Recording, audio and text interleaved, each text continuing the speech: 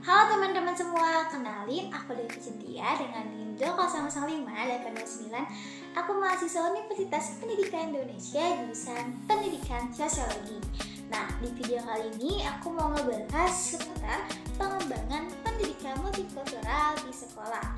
Tanpa berlama-lama lagi, kita simak yuk videonya.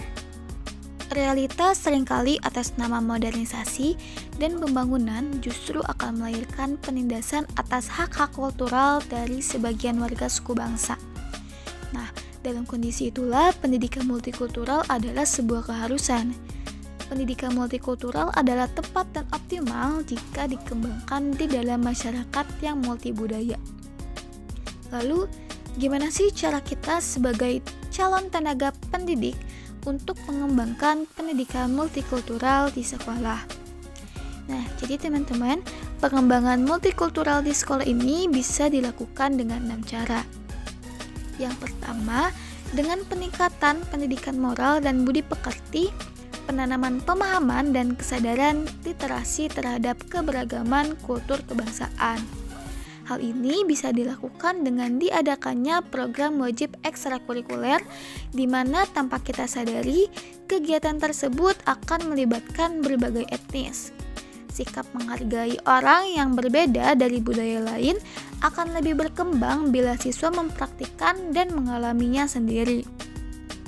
Siswa mempunyai kesempatan untuk mengembangkan dan mengekspresikan diri sesuai dengan kebutuhan, kemampuan, bakat, minat peserta didik, dan kondisi sekolah. Yang kedua, memasukkan materi pelajaran atau pokok bahasan yang berkaitan dengan pengenalan berbagai budaya yang hidup di masyarakat. Langkah ini juga sebenarnya tidak perlu adanya mata ajar yang baru, tetapi secara jelas dan bisa terintegrasi atau terpadu dengan mata ajar yang lain. Penempatan materi pendidikan multikultural secara eksplisit ini akan mempertegas pentingnya hal tersebut untuk menjadi kepedulian bersama pihak-pihak yang terkait, baik di tingkat pengambilan kebijakan pendidikan hingga para guru di sekolah-sekolah.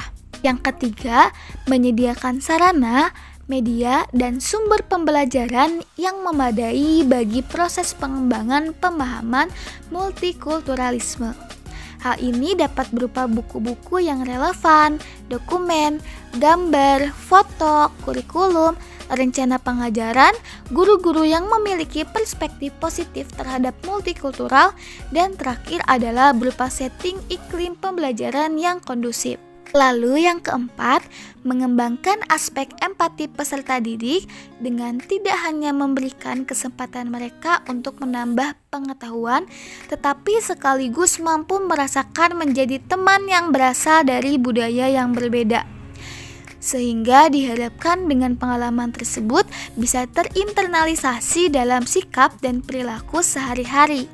Yang kelima adalah dengan menciptakan kultur sekolah yang berorientasi multikultural. Hal ini dapat diaktualisasikan oleh para guru dengan merancang hari-hari khusus untuk memperkenalkan budaya seperti Hari Dayak, Hari Jawa, Hari Sunda, dan lain-lain. Nah, hal ini akan membantu peserta didik memiliki kesadaran bahwa ras, suku bangsa, agama, gender, usia, dan perbedaan fisik lainnya atau tampilan-tampilan etnisitas sosial tidak cukup menjadi dasar tumbuhnya sikap buruk sangka dan diskriminatif.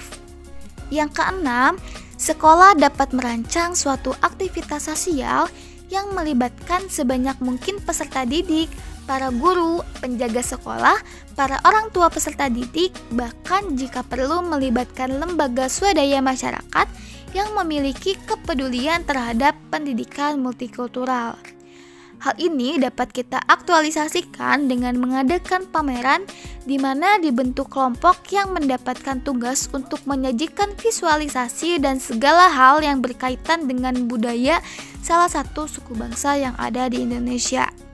Nah, melalui kegiatan tersebut, peserta didik memiliki pengalaman mengkritisi hal-hal esensial dari apa yang mereka kerjakan, merasakan manfaat bekerja sama, dan merasakan pentingnya keterampilan membuat keputusan yang tepat demi kebersamaan mencapai tujuan.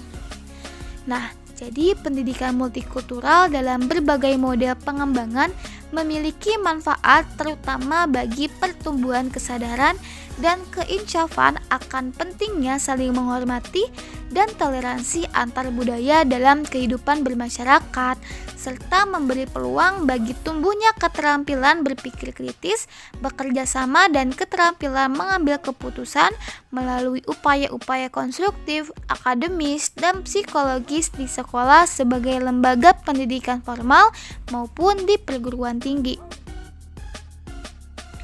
Nah, mungkin seperti itu ya teman-teman, cara untuk mengembangkan pendidikan multikultural di sekolah. Segitu aja yang bisa aku sampaikan, kurang lebihnya mohon dimaafkan. Wassalamualaikum warahmatullahi wabarakatuh.